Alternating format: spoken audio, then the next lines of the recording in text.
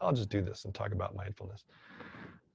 Mindfulness as a definition is a very specific way of noticing your current experience in the moment, right here, right now, noticing what's really going on in a non-judgmental way and paying attention to it and being curious about it.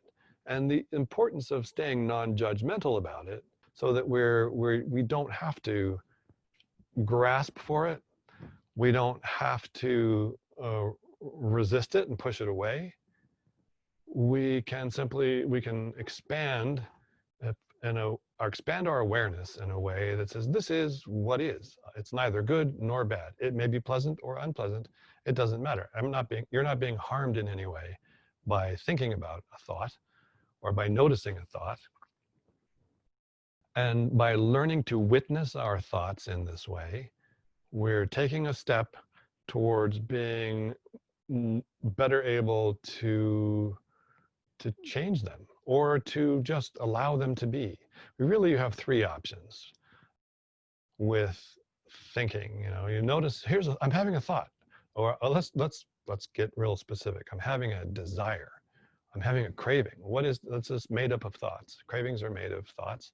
So having this thought collection that I call craving, which is, oh boy, I really want a thing, and if I don't get it, bad things will happen. And there's this whole sort of, glue ball of sticky thoughts about how bad this experience is. So, all right, what can I do? One option, and the one that we've been using as smokers, is to say, well, I need to make this stop right away. This is intolerable. And if I don't make it stop, it's going to go through the roof and I'm going to explode. And there's no end to this except for me being destroyed by it, because I have to make this stop, because I don't know why. I've never really experienced what happens, but I imagine and I assume that if I don't make this stop, I won't like it. So, well, then the best way that we know, the fastest way that we know how to do that is to smoke a cigarette. There, solved it.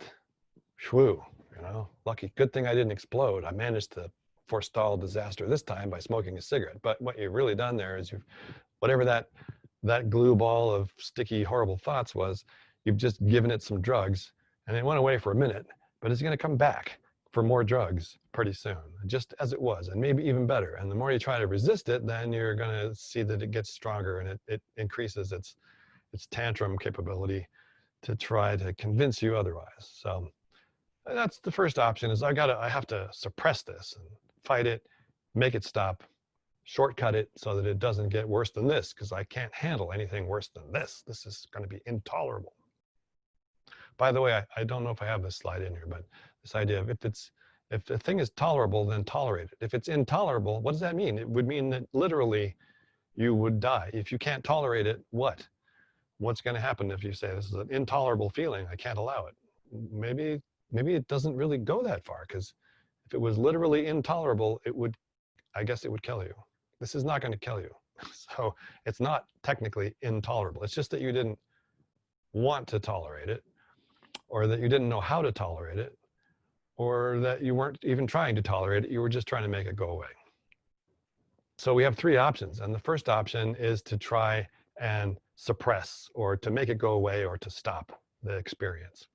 The second option is to try to avoid it or ignore it. And so we'll think, well, I'm going to just I can't hear that anymore. I'm going to prevent myself from even experiencing it. I'll shut down. I'll go do something else. I got to distract myself with some other behavior. And often we'll choose to go for some other unskillful behavior.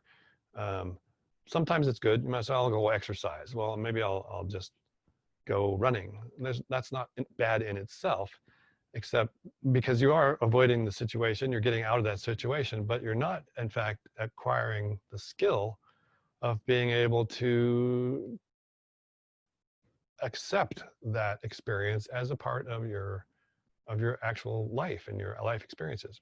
So that's the third option, of course, is to stay with it and to become curious about it and to let it be. and to make friends with it even. I know that sounds a little odd, but to allow it, don't try to fight it, don't try to hide from it. We don't have to grasp for the solutions right away. We don't make judgments. We're taking a non-judgmental approach to it, to become curious and to just make space to find a way to have a relationship with the fact that this feeling might come up from time to time, and to not be afraid of it, so that we don't panic. We don't have to avoid it. We're not going to reinforce it. We're not going to give it any drugs, but we're not going to be afraid of it either. And we're going to come to realize, when we allow it to take its natural shape is not a straight line to destruction, a vertical, shot to the moon. It's a wave. These experiences will come, and they have a natural, conclusion, and then they fade, and then they're gone. It may not seem like that will ever happen, but it's just that smokers don't tend to give themselves the time to experience, well, what will happen if I just decide not to do anything about this craving? What if I just let it be? And what you realize, with any emotion, any human emotion, they don't last as long as we think they will or should. The reality is that our thoughts come and go in very short order, and so do our feelings. They come and they go. There's a shape to them, and they like a wave. So this idea of surf the urge. So here's an urge. Well, let me just see where this goes. Maybe I expected that it's going to be a horrible, impossible, intolerable experience. But what you learn by allowing it to happen is that it's not horrible. It's not intolerable. It doesn't harm you in any way. It's simply a collection of thoughts. And thoughts come and go. Thoughts are not things. We don't have to react to our thoughts. And so by doing this, and by allowing it, by being curious about it, by making space to hold this experience in awareness, to say, I'm having the thoughts that I want to have a cigarette now. I know I'm not going to do it, but what does that feel like? Is there something in the body? Is there something in my stomach? What's my energy about this? What actual thoughts am I having? And all of it's okay, and all of it's expected, and it's not harming me in any way. And by doing that, we become more skillful about handling our own experiences, our own thoughts, and being able to expand that space that's between the stimulus and the response. You remember that? Here's the trigger, and we've been doing this automatic reaction. Mindfulness is a way of unplugging the automatic outcomes and kind of spend a moment in that space in between those things, and allow ourselves to realize that we do have the option of making a different choice. We can choose, instead of reacting, we can choose to respond. And in that moment, we can remind ourselves of the positives, the benefits. No, I'm doing this on purpose because I want to, because I like not smoking better than I would like it if I did smoke a cigarette. So I'm not going to smoke the cigarette. I'm going to continue to build the benefits that are enjoyable about being a non-smoker.